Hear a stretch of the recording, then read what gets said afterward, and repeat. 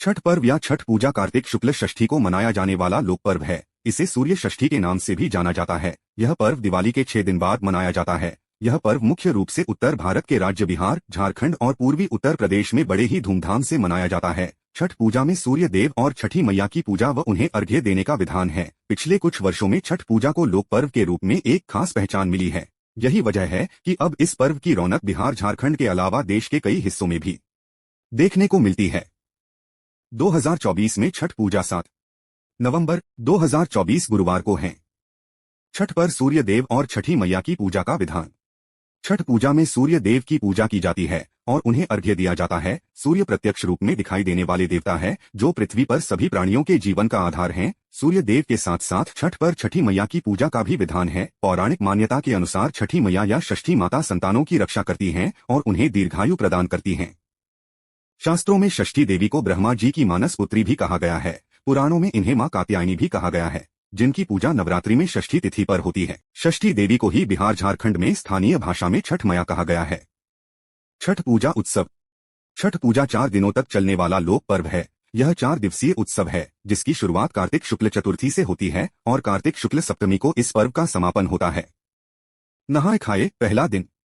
यह छठ पूजा का पहला दिन है। नहाए खाए से मतलब है कि इस दिन स्नान के बाद घर की साफ सफाई की जाती है और मन को तामसिक प्रवृत्ति से बचाने के लिए शाकाहारी भोजन किया जाता है। खरना दूसरा दिन। खरना छठ पूजा का दूसरा दिन है। खरना का मतलब पूरे दिन के उपवास से है। इस दिन व्रत रखने वाला व्यक्ति जल की एक बूंद तक ग्रहण नहीं करता है। संध्या के समय गुड़ की खीर, घी लगी हुई रोटी और फलों का सेवन करती हैं। साथ ही घर के बाकी सदस्यों को इसे प्रसाद के तौर पर दिया जाता है। संध्या अर्घ्य तीसरा दिन।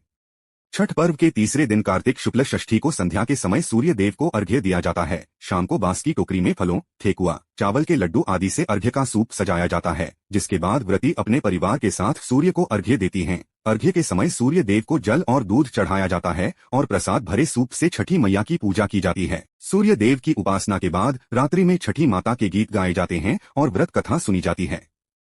उषा अर्घ्य चौथा दिन।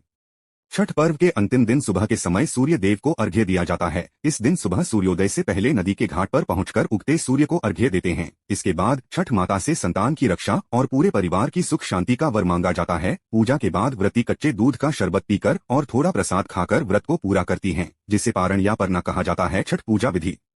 छठ पूजा से पहले निम्न सामग्री जुटा लें और फिर सूर्य देव को विधि विधान से अर्घ्य दें।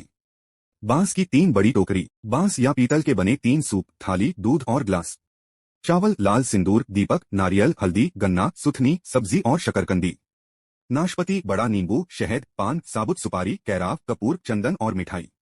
प्रसाद के रूप में ठेकुआ, मालपुआ, खीर पूरी, सूजी का हलवा, चावल के बने लड्डू लें। अर्घ्य देने की विधि। बांस की टोकरी में उपरोक्त सामग्री रखें। सूर्य को अर्घ्य देते समय सारा प्रसाद सूप में रखें और सूप में ही दीपक जलाएं। फिर नदी में उतरकर सूर्य देव को अर्घ्य दें।